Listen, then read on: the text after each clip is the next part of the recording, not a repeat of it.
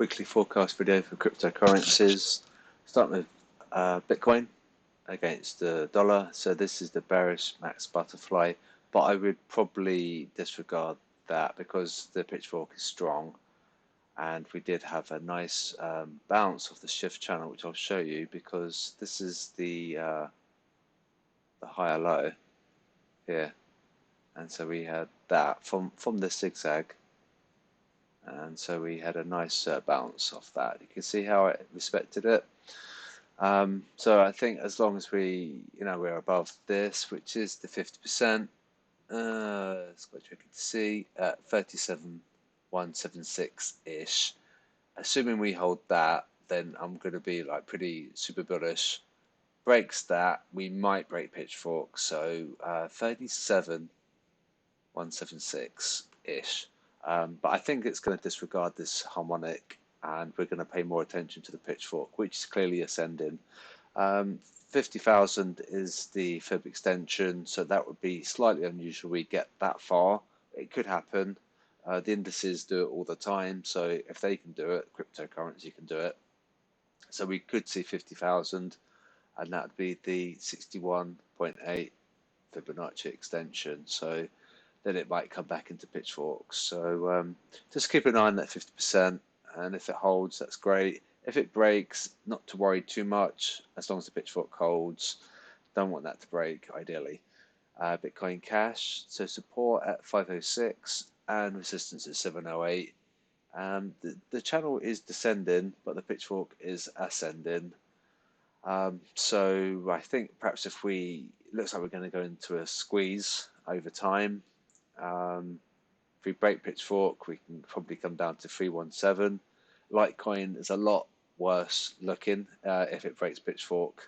I'll show you that.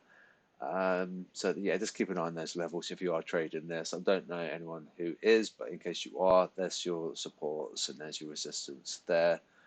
We've got a big wide pitchfork as well. So if we break the channel, we've got a lot of room to upside. Ethereum 2972 resistance and support is a 2622. Likewise with Bitcoin, you can see how we had that support, the concrete, the static support, and it projected a dynamic resistance, which then it broke. It did take some time before it did break, and it did. That's the buy signal and the shift channel break right there. So 2437-ish. So you see how that works. So it's definitely worth getting the super indicator. If you want the template, just let me know. Not a problem. But you can see how that works. So there's the buy.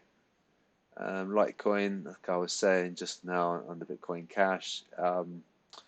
Bitcoin Cash looks a little bit better because got a long way until that support. If we break pitchfork, we'll get to 80. If we break 80, then we're going to be in no man's land. So it's going to be Wild West if we do break that. And it could potentially go to 0. I'm sure there'll be some buyers. If we do break 80, there's going to be a lot of buyers down there.